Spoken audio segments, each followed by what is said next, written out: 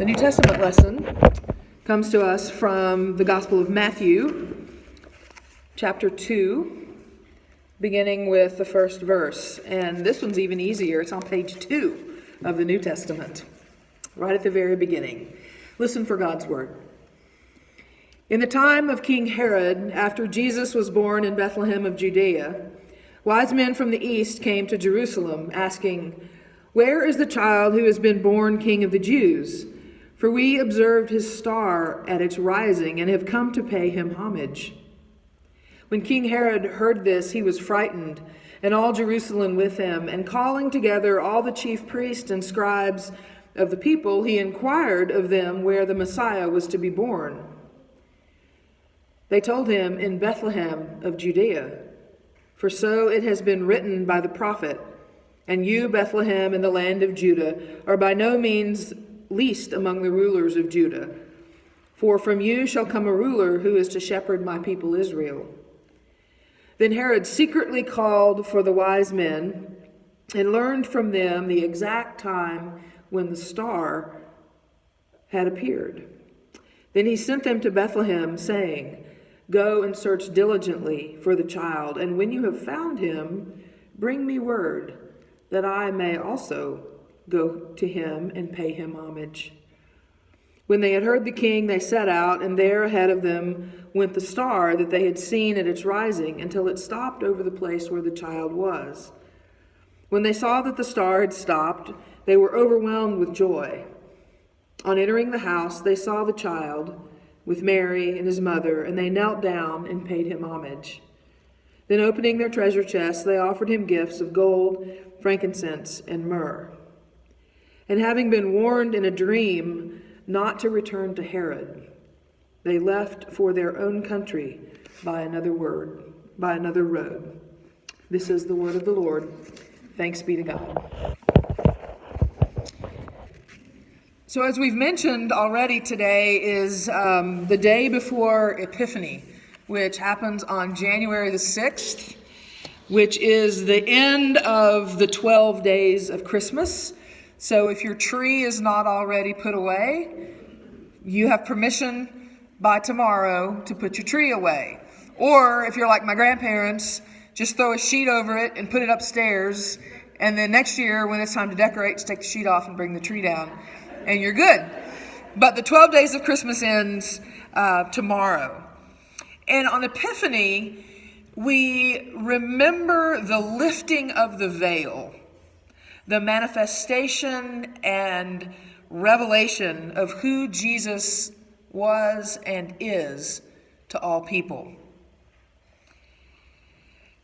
It's kind of strange in the lectionary this week, because last week, I'm not sure what the preacher talked about, but last week in the lectionary took us to the part of the story that happens just after this particular passage, when we see what power does when power doesn't get its way. The lectionary today kind of jerks the yo-yo string and pulls us back and drops us into this story about the Magi and their trip to see Jesus. As the story goes, King Herod was ruling in Jerusalem when Jesus was born in Bethlehem. And Matthew tells us that these magi, or astrologers from the east, had at some time been doing their homework, gazing at the night sky, reading and rereading the charts, looking at the ancient texts, connecting the dots and filling in the blanks, all of which led them to journey from the Rocky Mountains and crags of what is today modern-day Iraq to the steps of Herod's palace. If you're looking for a king, that's the first place that you would think to go, at least in that day and age, Herod's palace. So after the camels were fed and watered and bedded down for the night, they knocked on the door, asking, "Where is the child who has been born King of the Jews? For we have observed his star at its rising, and we have come to pay him homage."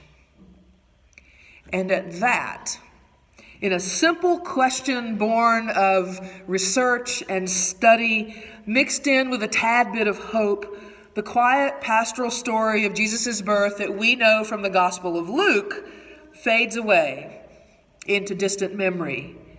We no longer hear whispers of a silent night. Angels' wings no longer flutter in the cold, dark night.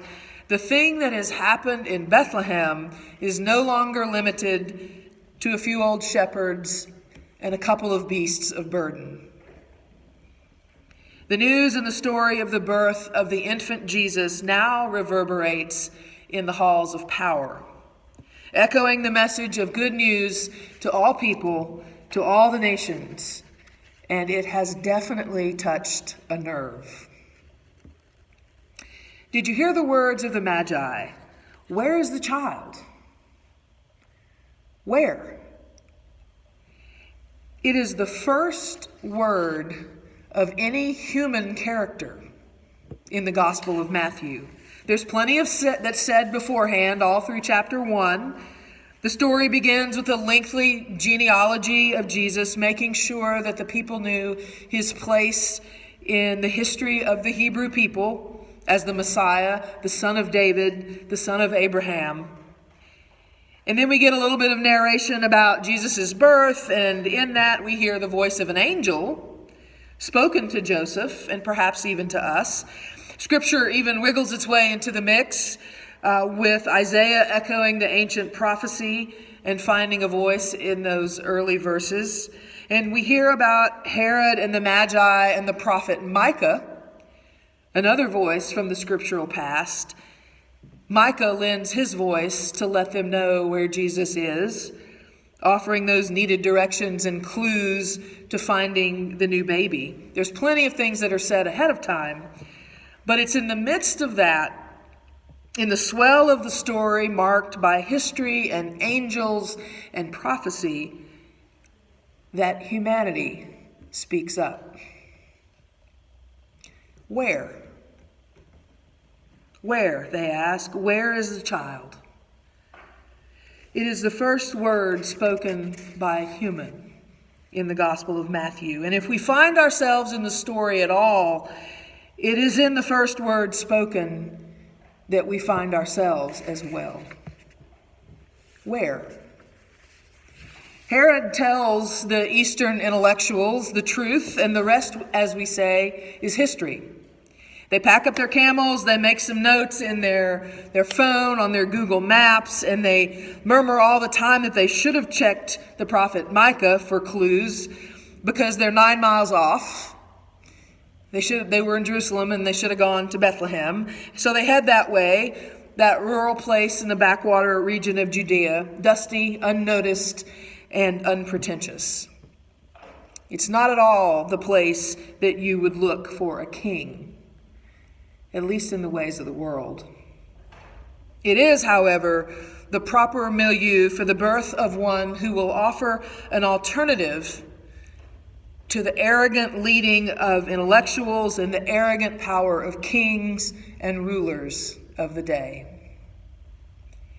The voice they hear is a prophetic voice of peasant hope for the future, a voice that will not be impressed with high towers and great arenas and grand achievements. It speaks of a servant leader who will bring well-being to his people, not by great political ambition, but by attentiveness to folks on the ground. So they go, those Magi, with Herod's veiled instructions to bring back news of the location of the baby, so he can, wink, wink, nudge, nudge, make a collegial visit to him as well. We know that that is not his intent. Yet coming from the great pretension of Jerusalem and going to the modest promises of Bethlehem, the Magi reorient their lives around this baby who has no credentials and very little power, at least in the ways that the world looks at it.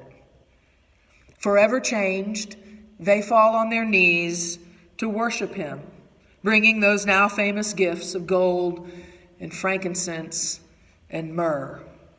And they ignore Herod's request, making the faithful decision to go home by another way.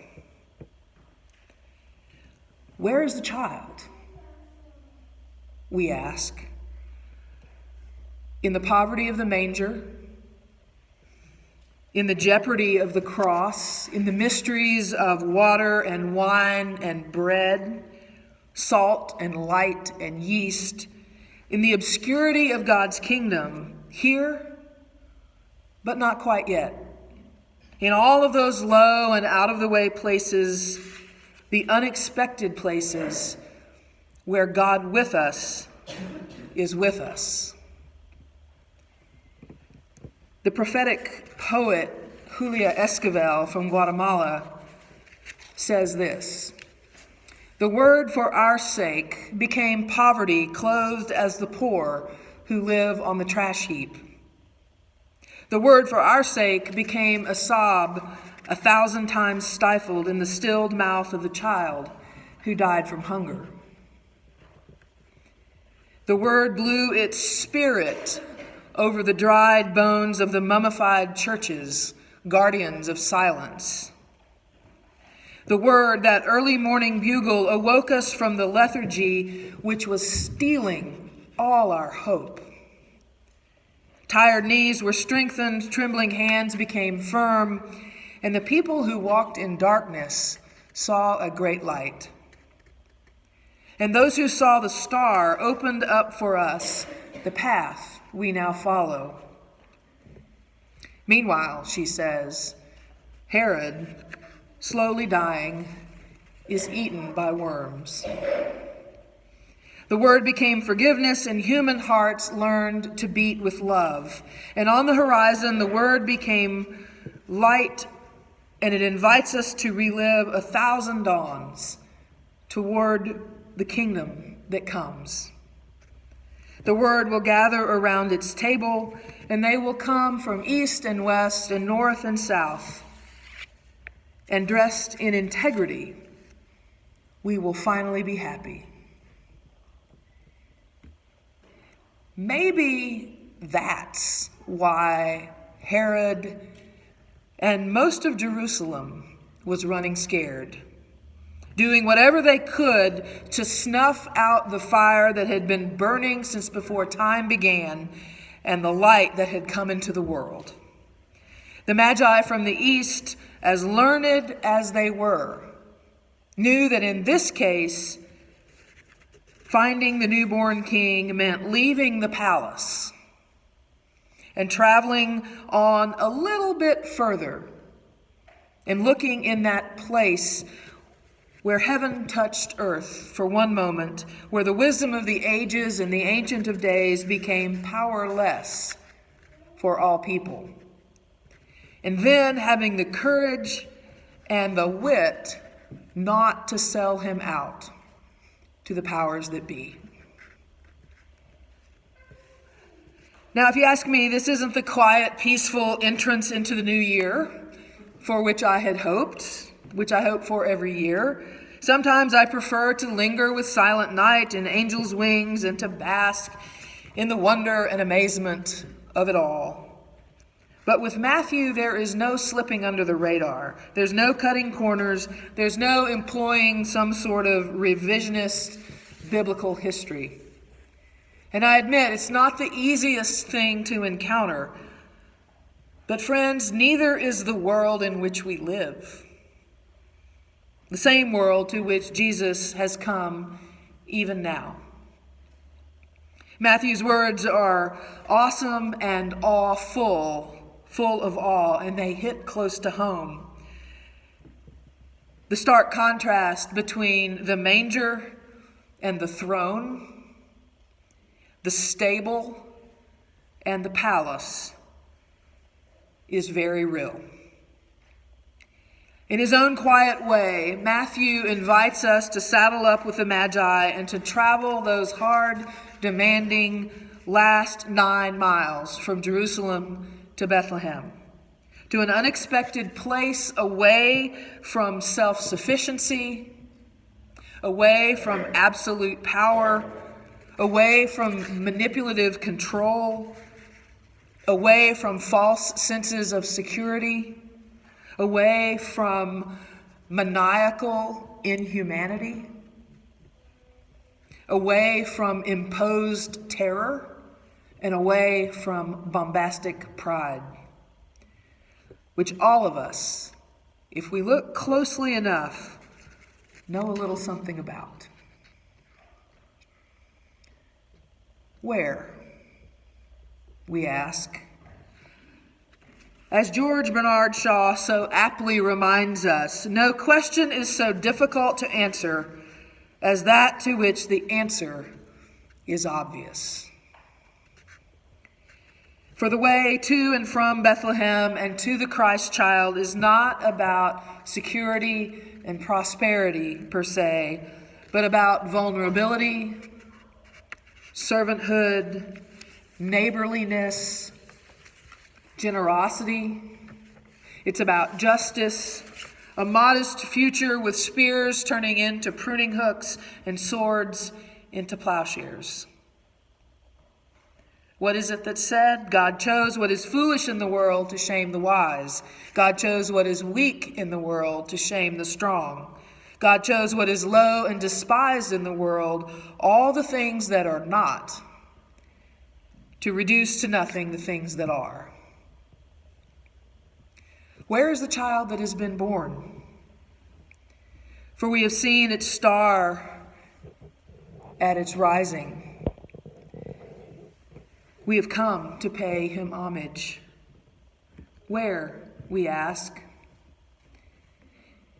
There's a hymn that closes with this line that says, "Then in the streets we heard the word that seemed for all the world absurd, that those who could no gifts afford were entertaining Christ the Lord. And so distinct from all we'd planned, among the poorest of the land, we did what few might understand. We touched God in a baby's hand. And we find ourselves, along with those magi, led home by another way. May it be so for each of us. Amen."